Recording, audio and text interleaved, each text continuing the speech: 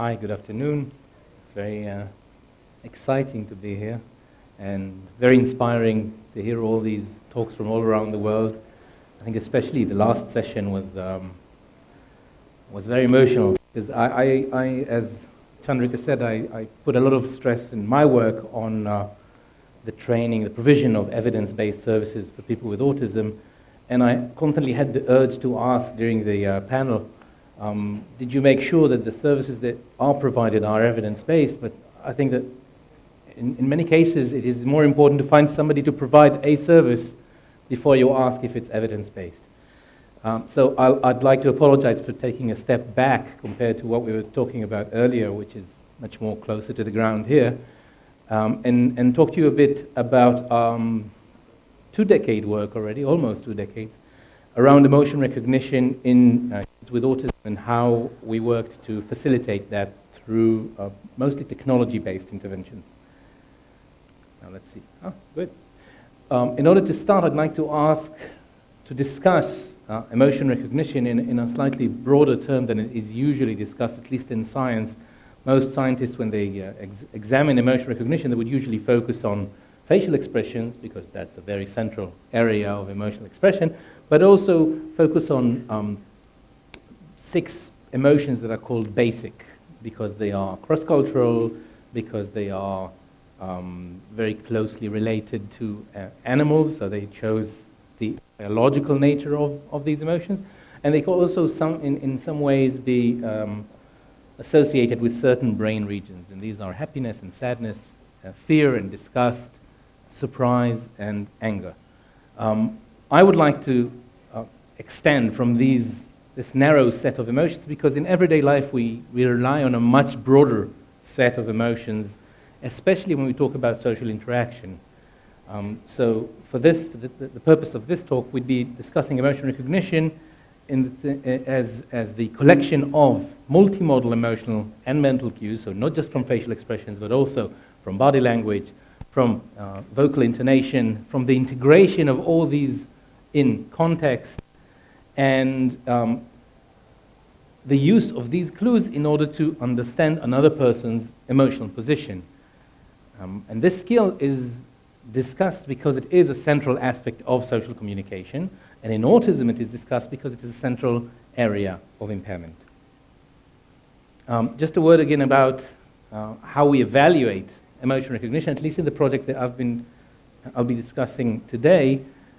We usually do that through behavioral assessment, computer-based assessment, providing different stimuli, photos, videos, voice recordings, and asking the person taking the test to either choose the emotion from a certain number of options, or to name the emotion, or to choose a different modality of the same expression. So I show you a facial expression, and you have to choose a vocal one that matches with it. These are behavioral ways of examining emotion recognition. And these are 2 examples here from a set that we've been designing, two different sets that have been designed and used in these projects I'll be describing. One is from the mind-reading emotion recognition set, this guy here, and as you can see, it's not a basic emotion. Anyone who wants to guess? I can't replay it. So this was an example of jealousy, and the other one is an example from a set called the EU emotions, and it was including, in addition to facial expression and vocal expressions, also examples of body language. In order to do that, we muffled, kind of hid the faces so that you can't see the facial expression and use that to tell the answer. Oops, didn't play. Can we try again? Doesn't play. Okay, believe me that he played something. So let's talk about emotion recognition in children with ASD. When we think about this body of research, we see a lot of data supporting difficulties recognizing other people's emotions and mental states in children with ASD from all modalities, from facial expressions, from vocal intonation, from gestures, from body language, and from their integration in context. And these emotion recognition deficits are associated with social adaptive functioning difficulties. So it's not a one-to-one correlation, but when you see somebody struggling to pick up emotional cues from other people, it also it often comes with difficulties in social interaction. So our question was, if this is the case, can we teach emotion recognition to children with ASD? So if this is not an existing spontaneously developing language for kids with autism, can we teach this language just like we teach English as a second language for some people who don't speak it as their mother tongue? And there have been different ways of training attempts for emotion recognition for children with autism, whether it's on an individual basis or as part of social skills groups, so groups that tap on different kinds of social skills, and as part of that, on emotion recognition. Most of these attempts focused on basic emotions, and specifically on facial expressions. I think partly because these are considered to be the most fundamental ones, but also because it's very difficult to try and demonstrate other aspects of nonverbal communication or emotional cues through other modalities. Another thing that was saddening to see about existing programs is that generalization was limited. And let's just focus on generalization for a second, because it is a major challenge for us as educators, as clinicians, as parents, when a skill that is learned is not generalized to other settings, because they are either perceived as different or, for reasons that we're not aware of, we can't tell, sometimes for motivational reasons. And there's also been shown, it's also been shown that there are limited implicit motivation to learn about emotions in the younger age groups of children with autism. So they'd be more interested in other non-social or non-emotional phenomena rather than in understanding people and their emotional expressions, which would be a challenge if you're trying to teach them that. One way to try and tackle this challenge is through technology-based training, and the reason is because this channel is predictable, it's consistent in its format, unlike social skills groups, for example, that vary according to whoever is there and whoever the administrator is, and whichever day it is, the computer program would always be the same. It doesn't require social interaction, so it enables a controlled interaction, a controlled learning of the material, and you could choose whether you'd like to engage in social interaction. I think it was mentioned earlier in terms of the WhatsApp groups. So before WhatsApp, people used to learn or communicate through forums or chat rooms or voice calls or video calls online, and you could choose which level you'd rather be using, and if you don't like it, you can shut it down. So it enables gradual and controlled learning, and it is tailored to the individual. It could be tailored to the individual's pace and level. It also provides immediate feedback. So if you've done something correct, you'd be getting a feedback. If you've done something that needs repetition or correction, then you'd be corrected, unlike lots of our naturalistic social situations, which helps to maintain motivation. So if we know what motivates the user, we can try and provide them with this motivator, with this reward, in order to keep them interested, engaged, and to keep learning. It also relies on strengths that are characteristic of individuals with autism spectrum disorders, and for that I would like to focus on a specific theory presented by our mentor, Professor Simon Baron-Cohen, that is called the Systemising theory. And the Systemising theory allows for a meeting between skills and motivation for individuals on the spectrum, and it argues that individuals on the spectrum are strongly attracted to rule-based systems and to predictable phenomena, and that in these areas they function as well and sometimes even better than their peers in the general population. And there are different kinds of examples like that. It could start from natural examples like meteorology or geology, going through electronics, computers, mathematics, and in these areas, you could see ability, excellence, but also motivation. And if this preference for systems could be harnessed to teach emotional understanding, for example, if we present the emotion world systematically, we may be able to improve the generalization and the motivation of individuals with autism to go and learn this curriculum. So just to give you an example of systemizing, I don't think you can see this, but this is a genealogical chart of Pokemons. Okay? And as some of you probably know, they go in different levels, they evolve. One of my patients once told me that his Pokemons evolve. I said, well, you evolve too. He said, no, humans don't evolve, just Pokemons do. And he was probably right. When we look at technological interventions in individuals with autism, or designed for individuals with ASD, they come in for various aims. Some of them focus on speech, on language, or on literacy skills. Some of them focus on problem solving or learning safety, for example, how to cross the road or how to deal with medical issues. There are that focus on socio-emotional understanding, and they come through various platforms. So it could be done through offline or online computer-based training, for virtual environments, virtual reality, augmented reality that can actually shows you bits of taught material on top of existing reality if you use a camera or a web or a smartphone. There has been a lot of use of robots as a way to work with kids with autism, and of course nowadays with tablets and mobile phones. What we would be focusing on is the use of technological interventions for socio-emotional understanding.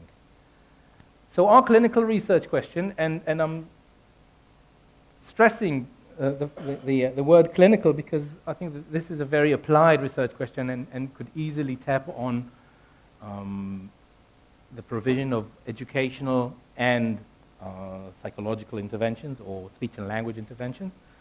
If we'd like to improve the integration of individuals with autism, can we use their good systemizing skills that are arguably characteristic of the spectrum to teach them about emotions? And as I said earlier, the challenge is the generalization of these skills. So the first system I would like to talk to you about, our first intervention program, is mind reading, which was designed in the early 2000s as a systematic guide to emotions at the University of Cambridge, the Autism Research Center. That was when I came to do my PhD there, and I had fewer gray hairs. It actually comes up with 412 different emotions that are grouped into 24 emotion groups, and for each of these, let's just think about it as a huge system. There are 6 facial expression videos, 6 voice recordings, 6 context examples, and a dictionary definition. So if you are interested in the systematic learning of whatever, then here's a system for you to learn and specialize in, if that's what you like. If what you need is something else to motivate you, then there's, in addition to an emotions library, there's a learning center that has lessons and quizzes and rewards, different kinds of rewards. Birds, very common in the UK, trains, very common in autism, clocks, different kinds of rewards that might be interesting for kids with autism. And also there's a game zone with different games that can facilitate emotional understanding, emotional recognition, while being slightly more entertaining. You could also buy, as part of your rewards, you can buy time in the game zone. So if parents wanted to make sure that the child is not only focused on games, then you can collect time in the game zone as a reward. I've actually seen one of the children who came to our study who collected time in the game zone as his collection. And he told me, I've got 532 minutes in my game zone, in my collection. I said, well, are you playing? I said, no, I'm collecting them. So these are a few examples. I'm afraid I can't show you an online version of mind reading currently for 2 reasons. One is that mind reading was not designed as an online game. It was designed as a Windows-based game for, I think it was Windows X, no, 2000, yeah, a while ago. And though it's been updated several times, it's now quite dated, and they're currently working on putting all of this material online so that it would be accessible through a platform called Cambridge Autism Learning. So this is an example of a quiz. Okay, so Sally is feeling kind. If we clicked on Sally's face, we would be able to see her moving. And then who else is feeling kind? We click on these three. It shows us 3 videos, and then we need to choose. Here's time in the game zone is a reward here. And that's an example of a game. That's hidden face. If we click on the button, it would start, the orange square would start running. If we click stop, it would reveal part of the face, and we have to guess how the person's feeling. And it kind of helps us understand which areas of the face are more crucial for emotional understanding, or which areas, which cues are more informative. Is it the eyes, or the ears, or the chin? Okay, mind reading has been evaluated several times. The first study, as I said, was a study that I've done in Cambridge many years ago. It was evaluated with adults and with children over 10 weeks of use, and they would just take it home and use it for 10 weeks and then be tested pre and post the intervention. And the results have shown improvement on face and voice emotion recognition using stimuli from the software. Now, bear in mind, 412 times 6 faces, 6 voices, it's quite a lot of stimuli. So the fact that we were testing them with stimuli from the software doesn't necessarily mean that they've mastered each and every one of them, but they definitely had their chance to do that. That's why we also tested generalization to other emotion recognition tasks or stimuli, and there we found a demonstration of generalizability only for children, not for the adults, which made us want to go down in age, and we're talking about pre-tablet,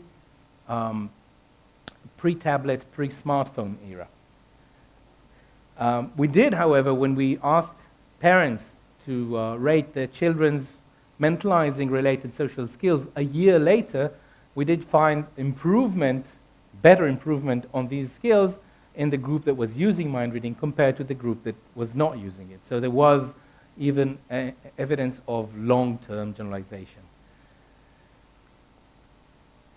So in addition to what we've been doing, a team in the United States, in Buffalo, I believe, conducted a randomized control trial showing showing significant gains compared to a waitlist group when children were receiving mind reading in a summer school program. And in another study, they also showed that it's improving even better when it's done in conjunction with the social skills group. So it supports the social skills training program and vice versa. Because we had these encouraging results from kids and wanted to take it further down, and because of what we know about the effectiveness of early intervention in autism, we thought of designing something similar for younger children, not with 412 emotions. The children in the mind reading study were 8 to 11. We wanted to take it further down, and as I said, it was pre-tablet, pre-smartphone, so it could only be done with kids who would watch a television set, because we couldn't rely on the fact that they know how to use a computer, a mouse, a keyboard. Nowadays, infants are born and they can already do this.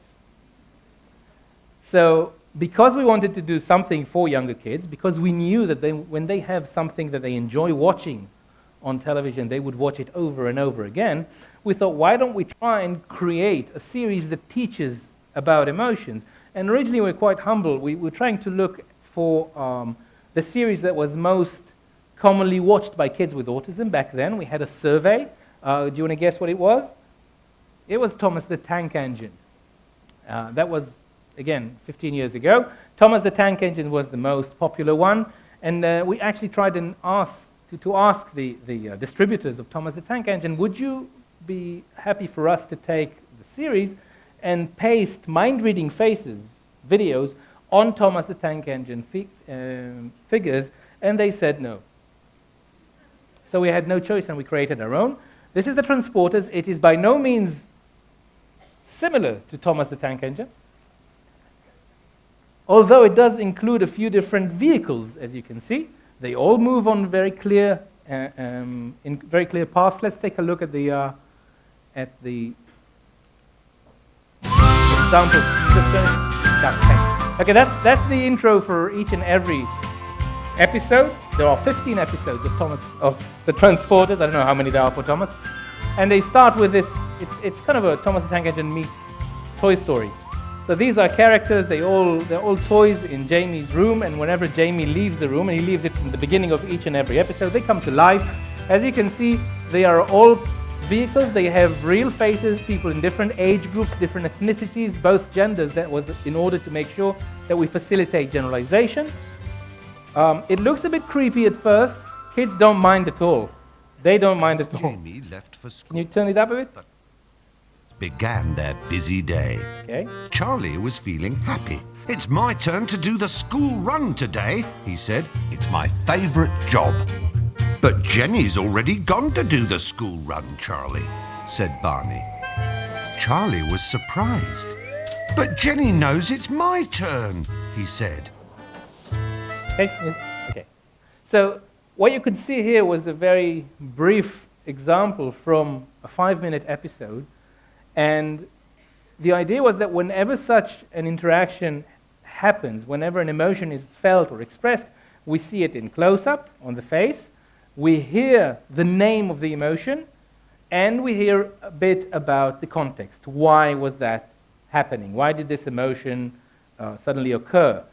It was a struggle. The director of the series that I was working with constantly said, listen, this is very repetitive and boring. He said, that's exactly what we're after. So we're trying to make sure that the clues are presented on different characters throughout the episode in a repetitive way. So the idea was to familiarize children with human faces and to increase their exposure to facial expressions, because we know that kids with autism often avoid looking at the face, to introduce emotional concepts to the children, to demonstrate the context of emotions, what causes emotions, and what are the consequences of emotions, and to link between these three, and in addition, provide a learning of social interaction scripts and theory of mind. We've evaluated the transporters, or I should say, the transporters have been evaluated in several different randomized controlled trials across the world already.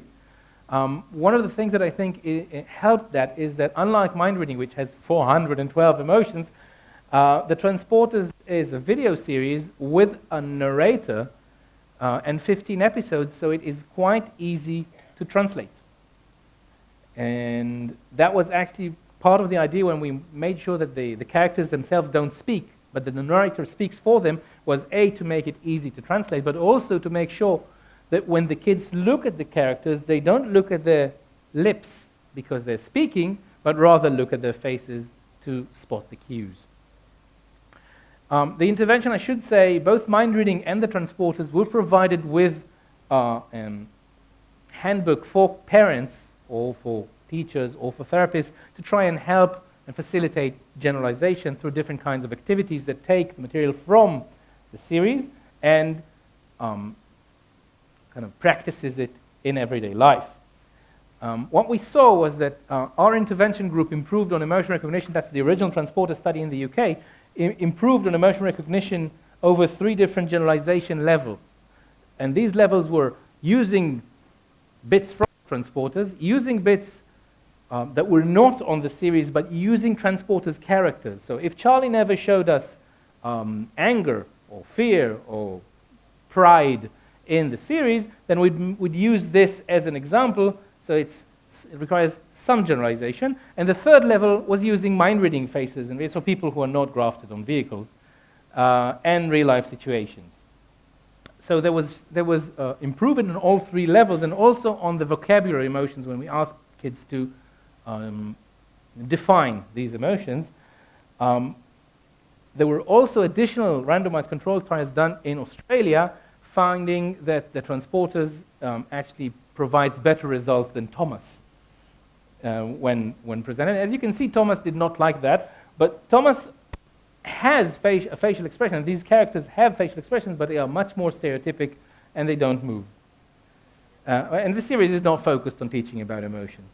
There was another study showing poorer maintenance in children with ASD and intellectual impairment. So another Australian study tested the transporters in this age group, 4 to 7-year-olds, but some kids had intellectual impairment, and there was no maintenance of these effects in a follow-up assessment.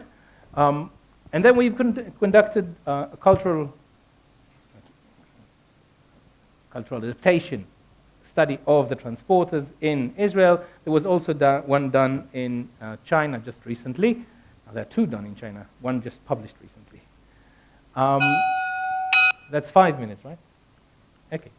So we examined the unique role of the transporters because the series is there, but also parent support is there. We wondered maybe the entire effect is relied on the fact that parents provide additional support. So we actually had 4 different groups in this study: parents who provide support when their children watch the transporters, parents who do not provide support when the children watch the transporters, parents who provide support while the children watch another animated series. We took a French series called Charlie and Dodo, and we actually created a handbook for this series to try and help the parents support the children in the understanding of emotions through that series.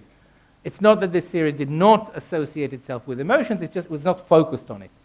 And there was also another group of parents whose children watched Charlie and Dodo but did not get any support from the parents. There was also a 5th group of typically developing kids, just for follow-up. And they were assessed before and after 2 months of watching the transporters. This is the design, I'll skip this. The findings showed a significant time-by-series effect for all the computerized emotion recognition tasks, all 3 levels, all over and above level. And as you can see, at first, the 2 autism groups, this is supposed to point, right? No? Sorry, 1 point. Okay, so I'll show it to you. Here. So at first, the 2 autism groups do not differ, but they both differ from the typically developing group. And what happens was that following watching the transporters watching autism group meets the level of the typically developing children, whereas the other group stays far behind, and that in follow-up, this group stays at this level, which was very encouraging to see. This is in each individual level, and you can see that the same pattern is maintained. Another thing that we did was we asked the children to bring in a friend, parents, to bring in a friend with their child, and we videotaped them doing some sort of social interaction, structured social interaction in different kinds of conditions that were mediated by the experimenter, and part of that involved the experimenter getting hit by the table or not finding the toys that he's supposed to provide for the next assignment, and therefore it required some prosocial or empathic behavior. And we microanalyzed, so we videotaped these sessions and we microanalyzed them for different kinds of clues that the children provide in their expression of emotions and social interaction. And what we saw was that following the group that watched the transporters showed more game promotion behaviors during the interaction compared to the control group that just watched Charlie and Dodo, and that they also increased the time that they spent looking at their interaction peer compared to the control group.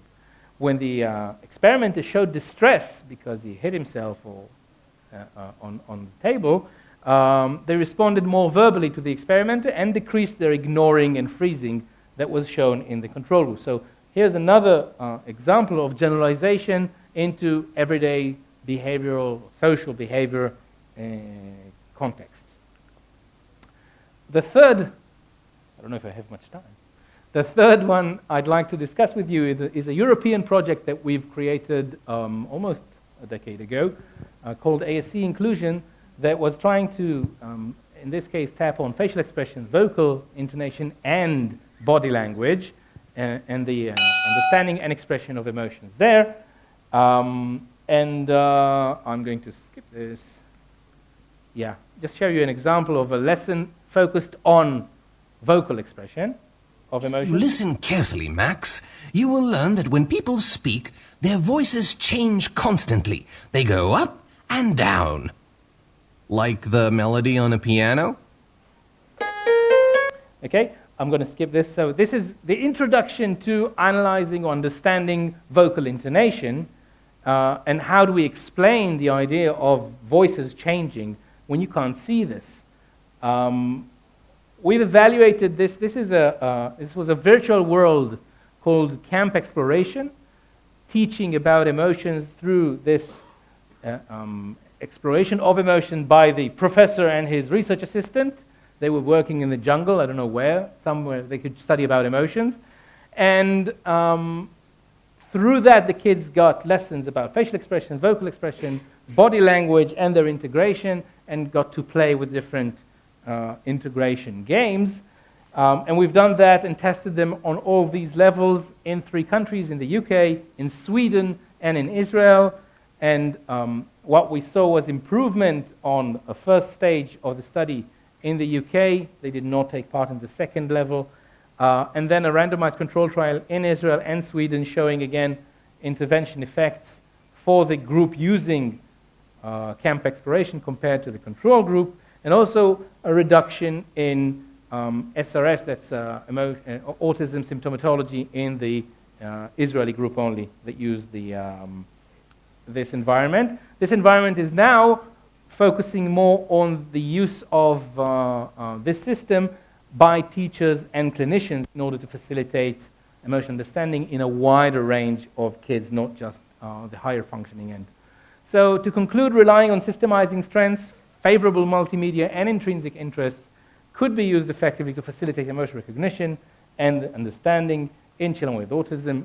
Successful generalization and integration may require further support, especially with lower functioning or when there's an intellectual impairment in addition.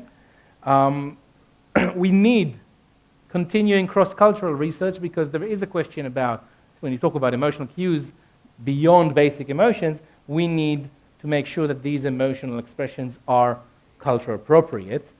Online applications of these, or application of these platforms may improve service accessibility in rural areas. So part of the idea for ASC Inclusion, for example, but also for the others, was that if you don't have too many clinicians in the vicinity, but you have something that can be used online, why don't you start with this?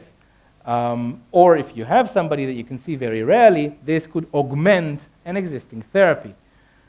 Future applications would include virtual reality in these realms of facial expressions, vocal and body language, and augmented reality. And as I said, teacher, clinician, and parent-supported versions could improve accessibility and generalization for the wider autism spectrum. And we're currently interested in expanding this area. So if any of you is interested in testing this in India, in schools, or by clinicians, we'd be very happy. As I mentioned, for mind reading, integration into wider treatment programs is recommended. By no means would we like to argue that emotion recognition is the only important thing in social communication for kids with autism.